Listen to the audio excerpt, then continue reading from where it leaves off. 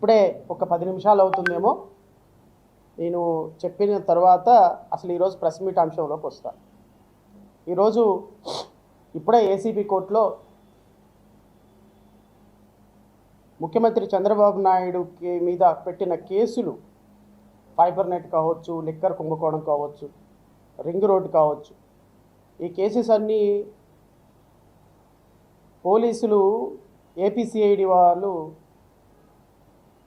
లేదు అసలు గౌరవ ముఖ్యమంత్రి చంద్రబాబు నాయుడు గారు భారతదేశానికి ఒక తలమానికమైనటువంటి నేత, అసలు ఏ విధంగానూ తప్పు చేయలేదు ముఖ్యమంత్రి గారు, ఈయన అద్భుతమైనటువంటి నిజాయితీ పరుడని ఒక క్లీన్ చిట్ ఇచ్చి ఏసీబీ కోర్టులో దాఖలు చేసినటువంటి ఛార్జ్ షీటు ఏపీసీఐడి అద్భుతంగా అసలు ఒక్క రూపాయి కూడా అవినీతి చేయలేదు చంద్రబాబు నాయుడు గారు, ఆయన ఉదాత్తశీలి, ఆయన అత్యంత నిజాయితీ పరుడు అని చెప్పి ఏసీబీ కోర్టు ఇచ్చిన ఉత్తర్వుల కాపీని ఇవ్వమని వేస్తే ఒక పిటిషనరు, ఒక రైల్వే ఉద్యోగి కొండలరావు గారు అనే ఒక వ్యక్తి, is a public spiritual man, సమాజంలో ఇప్పుడు ముఖ్యమంత్రిగా చంద్రబాబు నాయుడు చేసినటువంటి అవినీతి ఆరోపణలు అవి పబ్లిక్ మనీ, అంటే ట్యాక్స్ పేయర్స్ మనీ. ఇప్పుడు నేను మీరు ఇక్కడున్న సోదరులు కట్టేటువంటి ట్యాక్స్ పేమెంట్ తోటి రాష్ట్ర ప్రభుత్వం నడుస్తుంది. చంద్రబాబు నాయుడు గారు వ్యవసాయం చేసి అయితే రాష్ట్రాన్ని నడిపించడం లేదు కదా, లేకపోతే నారా లోకేష్ స్టాన్ఫోర్డ్ యూనివర్సిటీలో చదివిన నారా లోకేష్ ఆయన ఉద్యోగం చేసి అయితే రాష్ట్రాన్ని నడిపించడం లేదు కదా, లేకపోతే పవన్ కళ్యాణ్ సినిమాల్లో నటించి రాష్ట్రాన్ని నడిపించడం లేదు కదా. పవన్ కళ్యాణ్ పొద్దున్న నుంచి సాయంత్రం వరకు హైదరాబాదు, మాదాపూరు, బెంగళూరు, తిరుపతి, చెన్నై స్పెషల్ ఫ్లైట్లో తిరిగిన ట్యాక్స్ పేయర్స్ మనీయే. చంద్రబాబు నాయుడు, నారా లోకేష్ పొద్దుగూకులు సింగపూర్ వెళ్ళి దోచుకున్న డబ్బంతా సింగపూర్లో అక్కడ ఇక్కడ దాచిపెట్టుకోవడానికి ప్రభుత్వం ప్రగతి అద్భుతమైన కంపెనీలు అని చెప్పినా ప్రజల మనీయే.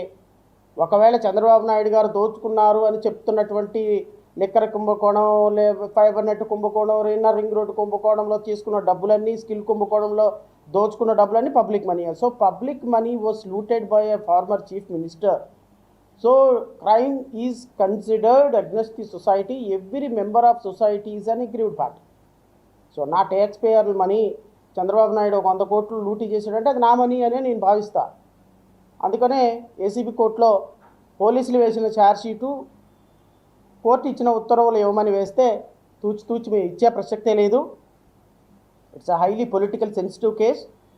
మేము ఇచ్చిన ఉత్తర్వులు పోలీస్ ఫైల్ చేసిన డాక్యుమెంట్లు అనుమతి లేనిదే. This is what contention. మేము వేసిన పిటిషన్ రిజెక్ట్ చేసినప్పుడు ఇప్పుడే ఏసీబీ కోర్టులో 1 గంటన్నర సేపు ఆర్గ్యుమెంట్స్ జరిగినాయి. నేను మా క్లయింట్ తరఫున ఇప్పుడే ఆర్గ్యుమెంట్ చేసి వస్తున్నాను. బట్ ఒకటైతే మాత్రం రాష్ట్ర ప్రజలకు చెప్పాలి, నిజంగా చంద్రబాబు నాయుడు గారు అవినీతి చేయకపోతే హడావుడిగా పోలీసుల చేత ఎందుకు కేసులు క్లోజ్ చేయించుకోవాల్సి వచ్చింది ప్రజలకు చెప్పండి, ప్రజల ముందు పెట్టండి. ఇప్పుడు మీరు వేసినటువంటి పోలీసులు వేసినటువంటి ఛార్జ్షీట్ పబ్లిక్లో పెడితే తప్పేముంది, పబ్లిక్ తెలుసుకుంటారు కదా. నిజంగానే చంద్రబాబు నాయుడు అవినీతి చేయలేదు, పబ్లిక్ తెలుసుకుంటారు కదా. పోలీసులు వేసిన ఛార్జ్షీటు ఏ కారణాల చేత చంద్రబాబు నాయుడు గారికి క్లీన్ చిట్ ఇచ్చామన్నది పబ్లిక్ తెలుసుకుంటారు. People will know. పోలీసులు వేసినటువంటి ఛార్జ్షీట్కి ఏసీబీ కోర్టు వాళ్ళు ఏ విధమైనటువంటి ఫైండింగ్ ఇచ్చారు, పోలీసులు కరెక్టే చంద్రబాబు నాయుడు 1 రూపాయి కూడా అవినీతి చేయలేదని ఏసీబీ కోర్టు ఇచ్చిన క్లీన్ చిట్ కాపీ కూడా బయటకే పెట్టాలి.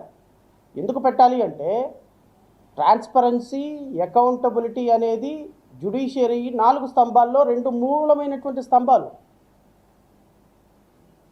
నేను హైకోర్టులో పబ్లిక్ ఇంట్రెస్ట్ లిటిగేషన్ ఒకటి ఫైల్ చేసినప్పుడు గవర్నమెంట్ కాన్ఫిడెన్షియల్ జీవోస్ అని వెబ్సైట్లో పెడుతున్నారండి. Where is the question of confidentiality? 2025లో కూడా ప్రభుత్వం తీసుకున్నటువంటి జీవోలు, విధానపరమైన నిర్ణయాలు ఆన్లైన్లో పెట్టకుండా కాన్ఫిడెన్షియల్ డాక్యుమెంట్స్ అని హైకోర్టులో వేసినప్పుడు హైకోర్టు చాలా తీవ్రమైంది. సాయంత్రానికి మొత్తం కాన్ఫిడెన్షియల్ జీవోలు మొత్తం కూడా రీఓపెన్ అయిపోయినాయి.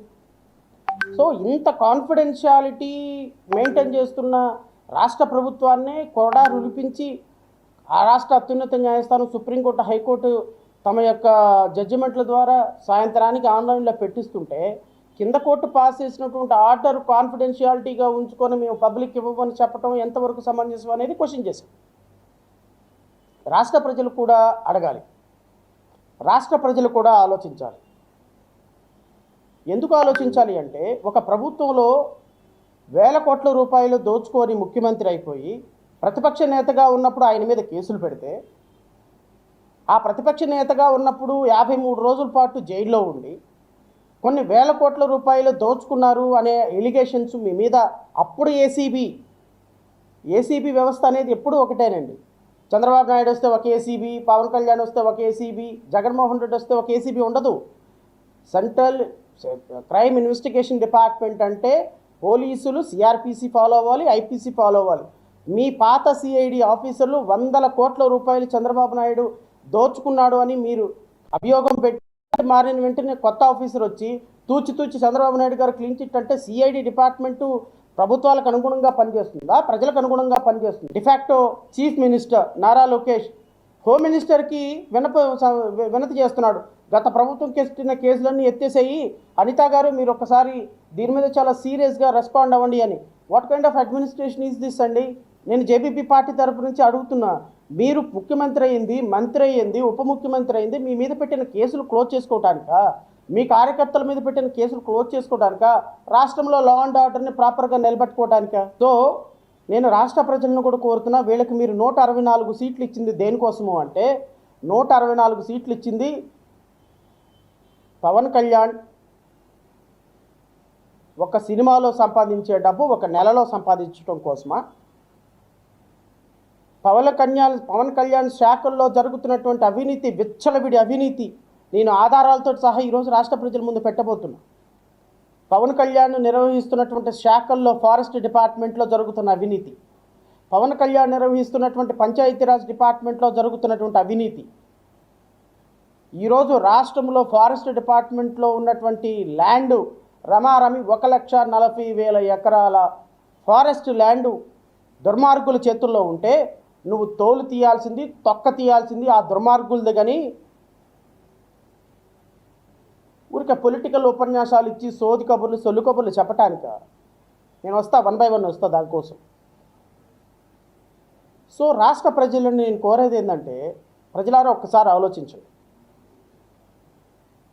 ఎవరి కోసం మీరు 164 సీట్లు ఇచ్చారు? ఈ 19 నెలల డబ్బులు నిరుద్యోగులకి ఎప్పుడు వేస్తున్నారు? 20 లక్షల ఉద్యోగాలు ఒక సంవత్సరంలో కల్పన చేస్తామన్నారు. ఎప్పుడు 20 లక్షల ఉద్యోగాలు కల్పన చేసినట్టుగా వాళ్ళు అధికారికంగా ఆ పిల్లల పేర్లన్నీ ప్రకటిస్తున్నారో చెప్పమంటున్నారు. జనవరి 1వ తారీఖుకి 2,50,000 ఖాళీలుగా ఉన్నటువంటి ప్రభుత్వ ఉద్యోగాలు పూరిస్తామన్నారు. ఈ రోజు వరకు పట్టుమని 15,000 ఉద్యోగాలు ఇవ్వాలి. మహిళలకు ఉచిత సిలిండర్ ఇస్తామన్నారు. లింగమని 2 సిలిండర్లు ఒక సిలిండర్లో ఇచ్చారు, అది కూడా 20% జనాభాకి ఇచ్చారు. ఈ రోజు వరకు సిలిండర్లు ఇవ్వలేదు. రైతులకు రైతు భరోసా 20,000 రూపాయలు పడతాయి అన్నారు. ఈ రోజు వరకు వాళ్ళ అకౌంట్లో 7,000 రూపాయల కంటే ఎక్కువ పడలా.